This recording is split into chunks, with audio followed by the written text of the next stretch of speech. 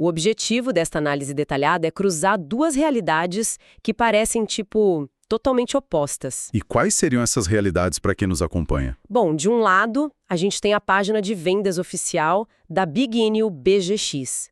É uma fabricante que foca bastante no mercado brasileiro, prometendo entregas super rápidas saindo direto de um armazém em São Paulo. Certo, o lado corporativo e logístico. Isso. E do outro lado, a gente vai mergulhar nas avaliações brutalmente honestas e super passionais também de usuários da América do Norte que já colocaram essa máquina à prova no mundo real. É um contraste e tanto. A missão para quem nos ouve é entender a fundo. Será que estamos apenas diante de mais uma opção num mar de bikes genéricas? Ou, isso é um veículo revolucionário que quebrou todas as regras de classificação? Certo? Vamos desvendar isso. Com certeza. E para entender o impacto real dessa máquina, a gente precisa olhar bem além dos números básicos. É necessário dissecar as peças, a engenharia e, claro, o comportamento do consumidor. Porque, o que a marca promete no papel cria um contraste muito fascinante com o que os ciclistas, ou talvez a gente devesse até chamá-los de pilotos, vivenciam na prática. Pilotos parece bem mais adequado, viu? Então, vamos abrir o capô dessa história. A fabricante chama a Big Inil BGX de bicicleta elétrica para adultos. Mas quando a gente observa a anatomia do negócio, a biologia simplesmente não bate. Não bate mesmo. O coração da BGX é um motor sem escova de 800 watts que fica localizado no cubo da roda traseira. A palavra bicicleta meio que sugere tração humana, né? Mas 800 watts é uma força monumental. E é vital a gente entender que sem escova, ou brushless, e 800 watts nominais realmente significam ali no asfalto. Sim, explica isso melhor pra gente. Bom, o motor tradicional usa escovas físicas, geralmente de carbono, que raspam ali contra o rotor para poder transferir a eletricidade. Isso acaba gerando atrito, calor, muito desgaste e, claro, perda de energia. Ah, entendi. Então perde eficiência. Exato. Já o motor sem escova elimina completamente esse contato físico. Ele usa ímãs e campos eletromagnéticos que são gerados por um computador interno. Esse computador altera a polaridade em, frações de segundo. Caramba, parece tecnologia aeroespacial quase. E qual é o resultado disso na rua? O resultado prático é um torque instantâneo, uma força brutal na arrancada e, o mais impressionante, de forma completamente silenciosa. Uau! Mas e essa parte dos 800 watts nominais? Quando a página diz 800 watts nominais, isso é apenas a potência contínua segura que o motor aguenta.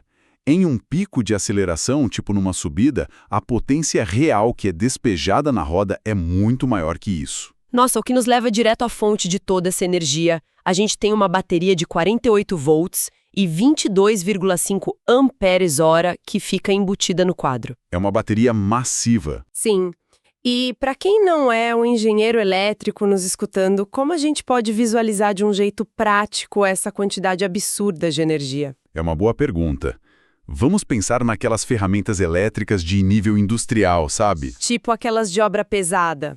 Isso. Aquelas furadeiras gigantes que o pessoal usa para quebrar concreto costumam usar baterias de 18 ou 20 volts, no máximo. Nossa, sério? Sim. E a BGX carrega um sistema de 48 volts com uma reserva de corrente gigantesca. É basicamente o equivalente a ter várias dessas ferramentas pesadas de construção civil trabalhando simultaneamente só para girar a roda traseira. Caramba, é muita força. É isso que permite aquele alcance relatado pela fabricante de mais de 51 quilômetros com uma única carga. Que é 32 milhas nos Estados Unidos, né? E com todo esse arsenal elétrico, a embalagem que guarda tudo isso também não tem absolutamente nada de sutil. Longe de ser sutil. Os próprios clientes nem usam a palavra bicicleta nas avaliações. Eles a descrevem como uma shopper. Tem um chassi tubular super pesado, cor totalmente preta, faróis super intensos, setas direcionais. Tem até lanterna de freio e buzina de moto, né? Pois é, buzina de moto, e ela é projetada para acomodar pessoas grandes, com uma estatura variando de 162,6 centímetros até quase 2 metros de altura, lá pelos 198 centímetros. E suporta muito peso também. Sim, a capacidade de carga é de quase 150 quilos, 149,6 para ser mais exata. O veículo em si tem quase 2 metros de comprimento total. O que é fascinante aqui é que a engenharia visual do projeto é totalmente deliberada. O perfil fino e aerodinâmico do ciclismo tradicional serve basicamente para cortar o vento e economizar a energia das pernas humanas. Claro, para não cansar. Isso. Mas a BGX simplesmente ignora a aerodinâmica porque ela tem potência de sobra no motor. O foco dela é presença, sabe? Ah, entendi. Impor respeito na rua. Exatamente.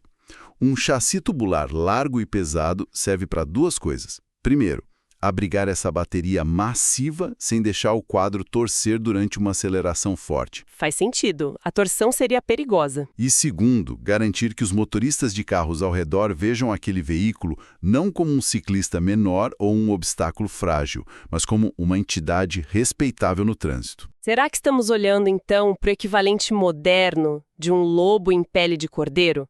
Sabe, é uma motocicleta bem robusta, vestindo a fantasia de uma bicicleta pacata. É a definição perfeita. Mas olha, espera aí, porque é um problema prático enorme nessa história.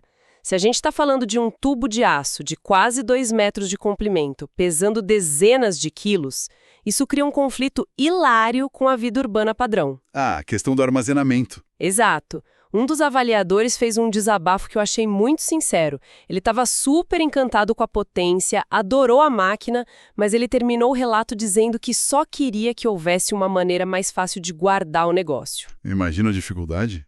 Não dá simplesmente para enfiar uma motocicleta disfarçada no elevador de serviço ou, sei lá, tentar pendurar num gancho na parede da sala. A logística de armazenamento é basicamente a primeira parede de concreto onde a ilusão de bicicleta se espatifa. Um apartamento padrão não foi projetado nem de longe para abrigar esse nível de hardware ali no corredor. Pedir para tropeçar nela todo dia de manhã, né? Então, se o formato físico dela já desafia tanto o espaço urbano, o que acontece quando a gente coloca um ser humano em cima dela e leva toda essa física para o asfalto? Aí a dinâmica muda completamente. Pois é, porque a página do produto menciona um detalhe curioso. Eles falam de uma suspensão dupla, e isso inclui uma suspensão invertida no ombro do garfo dianteiro, que supostamente absorve 80% da vibração. Por que uma e-bike normal precisaria de uma suspensão invertida? Essa é uma excelente pergunta porque isso revela a verdadeira natureza do uso dela. Em bicicletas comuns, a parte mais grossa do garfo de suspensão costuma ficar embaixo, ali pertinho do eixo da roda. Certo, padrão clássico. Já em motocicletas esportivas e naquelas motos de motocross, a engenharia inverte isso. Os tubos mais grossos e pesados ficam fixados lá em cima no guidão e os tubos mais finos descem até a roda. E qual a vantagem mecânica disso? Isso reduz drasticamente uma coisa que na engenharia a gente chama de peso não suspenso. Com menos peso na parte que se move junto com a roda, o pneu consegue reagir instantaneamente aos buracos. Ah, então ele não quica tanto? Isso, mantém a borracha bem colada no chão mesmo em alta velocidade. Então, ver essa tecnologia em um veículo que tem pedais indica claramente que o fabricante sabe que as pessoas vão voar por cima de buracos a velocidades perigosas. E usar a palavra voar aqui não é força de expressão, gente. É aqui que os relatos dos usuários dão a verdadeira dimensão da coisa. Tem avaliação super detalhada de um usuário americano que pesa cerca de 100 quilos. Uns 220 pounds lá para eles. Exato. Esse cara pegou a máquina e colocou a prova no mundo real, e os números que ele trouxe são assustadores. Ele relatou que conseguiu atingir de 54 a 56 km por hora em avenidas perfeitamente planas. O que já é velocidade de carro na cidade. Sim. E em ladeiras, quase 65 km por hora, que dá quase 40 milhas por hora. E ele deixou um recado que, olha, gela a espinha. Ele disse, ela tinha mais para dar, eu que precisei frear. Nossa. E a frenagem numa situação dessas é um evento físico muito extremo. O próprio usuário relatou que os freios a disco hidráulicos duplos começaram a chiar e ele até achou que precisaria ajustá-los. Mas se a gente olhar para a física fria da situação, não há nada desajustado ali. Espera, como assim? Chiar não significa um defeito na pastilha de freio ou sujeira no disco? Em condições normais, numa bicicleta comum, talvez. Mas vamos calcular as forças envolvidas aí. Tem um adulto de 100 quilos. Certo. Mais os muitos quilos da própria máquina pesada. O resultado é uma massa formidável descendo uma colina a 65 km por hora. Quando aqueles calipers hidráulicos mordem os discos de aço para dissipar toda essa energia cinética em forma de calor, o chiado é quase inevitável. É muita energia para segurar. Demais. É literalmente a física dos materiais sendo testada ao limite absoluto. O simples fato de possuir freios hidráulicos que usam fluido comprimido em vez de um simples cabo de aço para multiplicar a força da mão já mostra que o projeto inicial prevê situações de frenagem de emergência dignas de uma rodovia. O cabo de aço ia estourar na primeira tentativa. E toda essa operação, que soa meio insana, é controlada por um painel LCD bonitão que mostra velocímetro, odômetro, essas coisas. Sim, o centro de comando dela. E oficialmente, segundo a fábrica, a BGX vem travada na caixa com 3 níveis de assistência de pedal.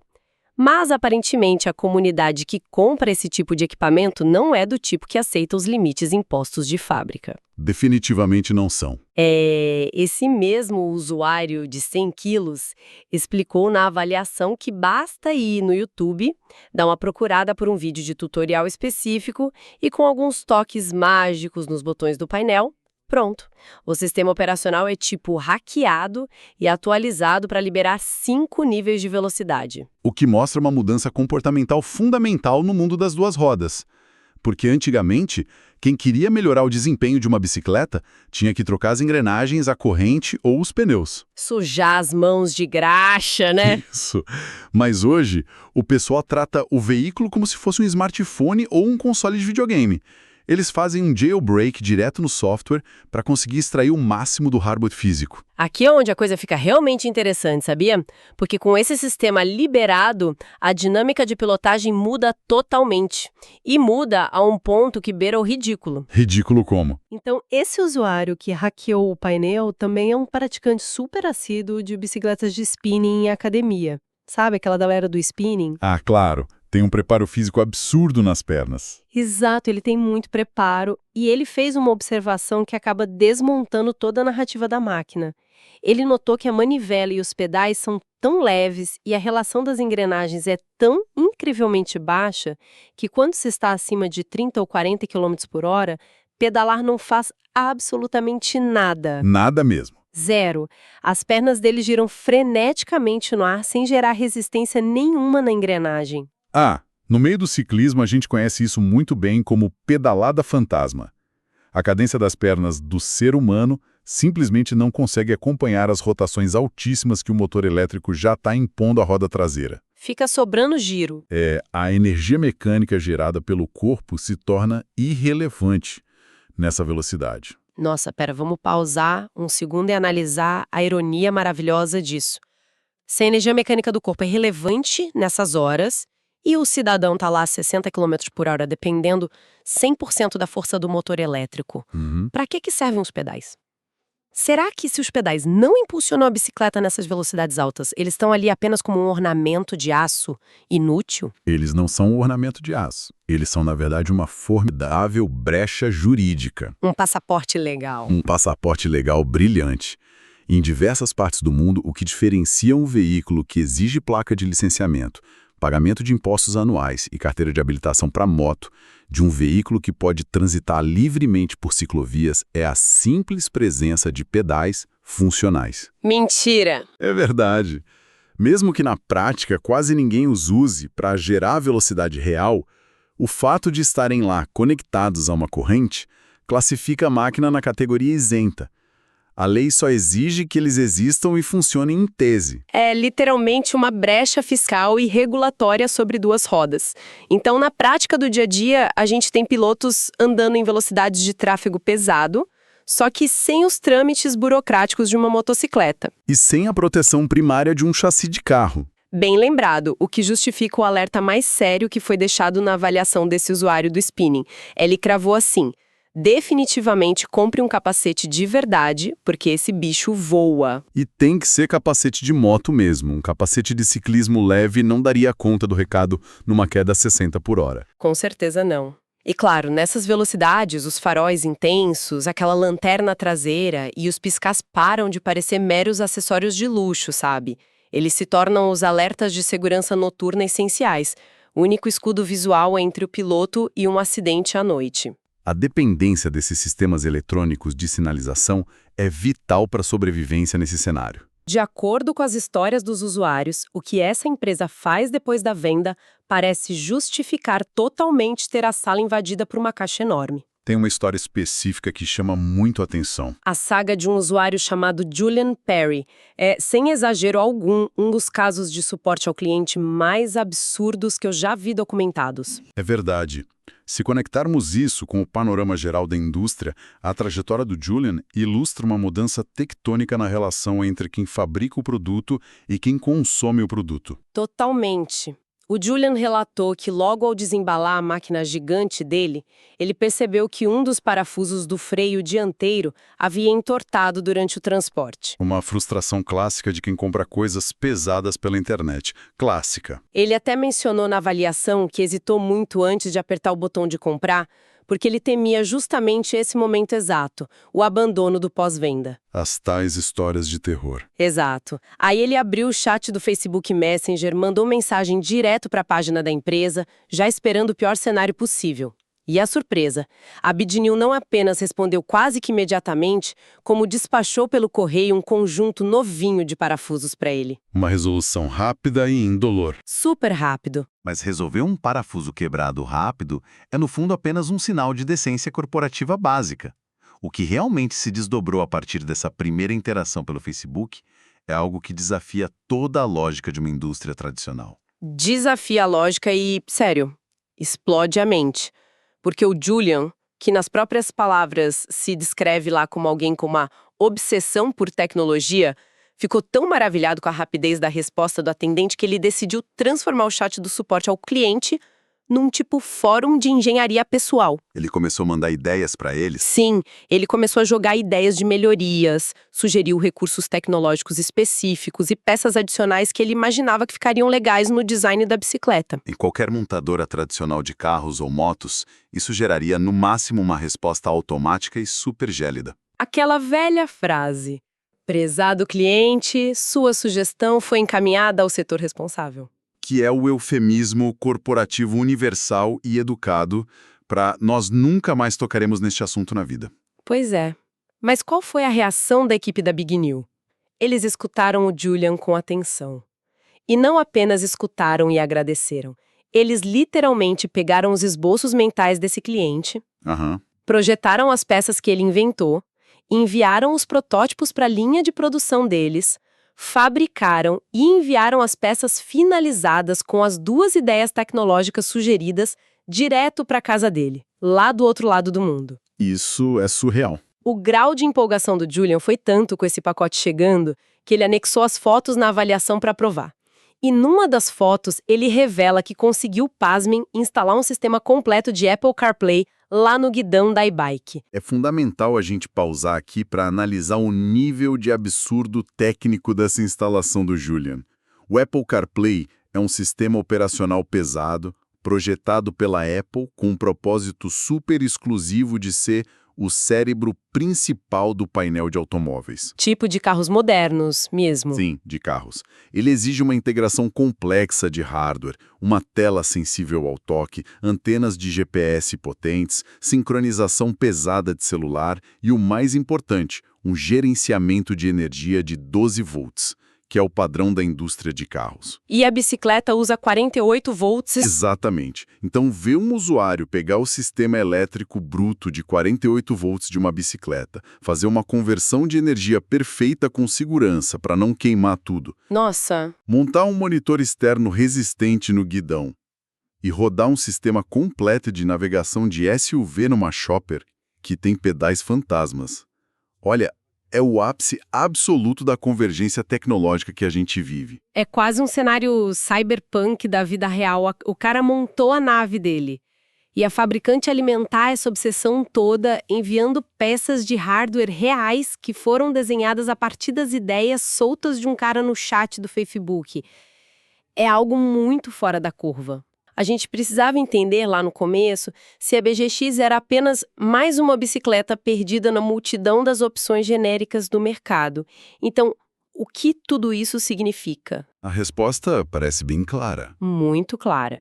A resposta, ressoando com força através de todos esses relatos de alta velocidade, dos freios chiando, do suporte absurdo via redes sociais, é um rotundo não. Essa máquina estilhaça a definição clássica.